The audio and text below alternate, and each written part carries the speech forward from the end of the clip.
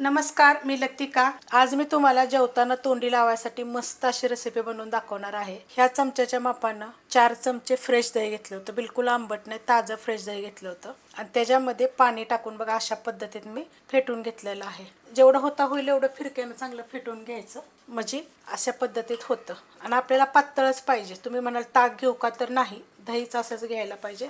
आणि असं ह्यानं मी फेटून घेतलं होतं चांगलं, नाहीतर मग एकदा मिक्सरला जरी तुम्ही फिरवलं तरी पण चालू शकते, पण असं झालं पाहिजे। तर हे आपण असं कशासाठी करायचं ते पण मी तुम्हाला रेसिपी करतच सांगणार आहे।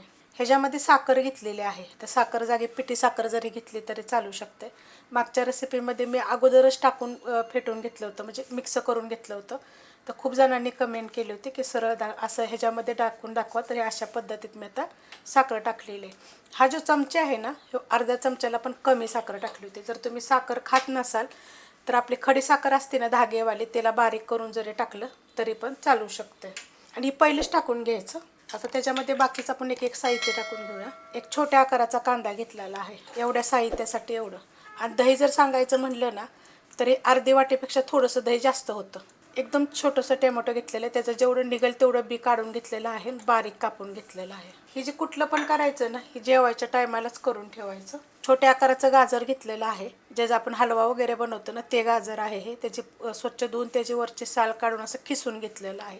एकदम तुम्हाला आवडत असेल तर छोटे छोटे तुकडे जरी केले तरी पण चालू शकते, मी खिसून घेतलेलं आहे। ह्याच्यामध्ये आपले शेंगदाणे आहेत का नाही, ते भाजून त्याची पूर्ण साल काढून घेतलेली आहेत आणि अशा पद्धतीत आहेत। एकदम खरपूस भाजायचे, म्हणजे असे कडक होतात, खाताना पण चविष्ट लागतात। मग तुमच्याकडे जर फुटाणे असले का नाही तर ते थोडेसे त्याच्यावरची साल काढून ती पण टाकली तर ह्याच्यामध्ये चालेल। ती पण किती टाकायचे, ह्याच चमच्याच्या मापाने 1-2 चमचे टाकायचे, जास्त टाकायचे नाहीत। ह्याच्यामध्ये थोडीशी कोथिंबीर घेतलेली आहे, थोडंसं मीठ टाकायचं। एक हिरवी मिरची घेतलेली आहे, उभी चिरून घेतली, 2 भाग केले, ते नंतर कापून घेतलेली आहे। आता ह्या मिरचीच्या जागी तुम्ही आपली मिरची पावडर जरी टाकली तरी पण चालू शकते। एकदम थोडासा पुदिना घेतलेला आहे, तो पण असा मी कापून घेतलेला आहे।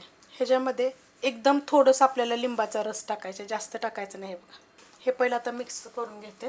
आता हे मिक्स केलेलं आहे, तर किती पातळ वाटतंय बघा। तर ह्याच्यामध्ये आपल्याला काय टाकायचे तुम्हाला सांगते। अर्धी वाटीपेक्षा जास्त असे मकाने आहेत, ते टाकायचे। हे मकाने टाकले की नाही की पातळ कशासाठी केले तुमच्या लक्षात आलं असेल, हे मकाने सगळं पाणी सुसून घेतील आणि एकदम घट्ट होईल। तर त्यासाठी काय करायचं माहितीये का, तुम्ही पहिलं जर मकाने भिजत घातले तरी चालू शकतात ह्याच्यामध्ये, मग खास तवर का नाही ते फुगले जातात आणि खूप चविष्ट लागतं बरं का। तुम्ही एकदा हे करून बघा अशा पद्धतीनं। जास्त आंबट दह्याचं करायचं नाहीये। जरी आपण लिंबाचा रस टाकला की नाही तर लिंबाच्या रसाची चव वेगळी असते, दही आंबट त्याची चव वेगळी असते। हे अशा पद्धतीत हे जे फुगले का नाही ते छान होतात आणि ते चविष्ट आणि आपल्या शरीरासाठी एकदम चांगले आहेत। तर गरमीच्या दिवसामध्ये खाण्यासाठी ही जी पातळ दिसते ना, आता हे तुम्हाला हे मकाने फुगल्यानंतर बिलकुल दिसणार नाही। आणि जर तुम्हाला अख्खे नसेल टाकायचे ना, मग थोडंसं मिक्सरला फिरवून जरी टाकलं तरी चालेल। मग किती टाकावेत ते करते मी, जास्तच टाकलेले आहेत। चुरा जर करून टाकला का नाही आबडधोबड, तर ह्या चमच्याच्या मापानं मग 2 ते 2.5 चमचे जर एवढ्या साहित्यासाठी टाकलं तरी चालेल। हे बघा आत्ताच हे घट्ट व्हायला लागलेलं आहे। तर अशा पद्धतीत बघा जेवताना तोंडी लावायसाठी खूप साऱ्या वेगवेगळ्या मी तुम्हाला रेसिपी दाखवणार आहे। रेसिपी बघितली की लाईक आणि कमेंट करत जा आणि प्लीज शेअर करत जा। मी तुम्हाला खूप सोप्या रेसिपी दाखवत असते। रेसिपी आवडली तर लाईक करा, सबस्क्राईब करा, कमेंट करा आणि शेअर बी करा।